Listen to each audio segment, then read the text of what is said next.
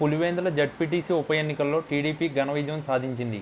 TDP అభ్యర్థి Marreddy Lalitha Reddy YCP అభ్యర్థి హేమంత్ రెడ్డిపై 6050 ఓట్ల తేడాతో తిరుగులేని ఘన విజయం సాధించారు. ఈ ఎన్నికల్లో వైసీపీ డిపాజిట్ కోల్పోయింది. ఈ గెలుపుతో రాష్ట్ర వ్యాప్తంగా టీడీపీ శ్రేణుల్లో ఉత్సాహం నెలకొంది. అద్భుత విజయం సాధించిన తర్వాత లతారెడ్డి మీడియాతో మాట్లాడుతూ పులివెందుల్లో న్యాయం ధర్మం గెలిచాయని అన్నారు. తమపై ప్రజలు పెట్టుకున్న నమ్మకాన్ని నిలబెట్టుకుంటున్నామని చెప్పారు. వచ్చే ఎన్నికల్లో వైసీపీ అధినేత జగన్ను కూడా ఓడిస్తామని ధీమా వ్యక్తం చేశారు.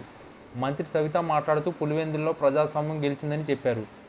పులివెందుల అభివృద్ధి కోసమే ప్రజలు టీడీపీకి ఓటు వేశారని అన్నారు. వచ్చే ఎన్నికల్లో జగన్ పులివెందుల కోటను బద్దలు కొడతామని చెప్పారు. మరో మంత్రి రాంప్రసాద్ రెడ్డి మాట్లాడుతూ ప్రభుత్వ సంక్షేమ పథకాలపై నమ్మకంతోనే టీడీపీకి పులివెందుల ప్రజలు విజయాన్ని కట్టబెట్టారని అన్నారు. ప్రజాస్వామ్యబద్ధంగా ఎన్నికలు జరిగాయని చెప్పారు. వచ్చే స్థానిక సంస్థ ఎన్నికల్లో కూడా టీడీపీతే విజయమని ధీమా వ్యక్తం చేశారు.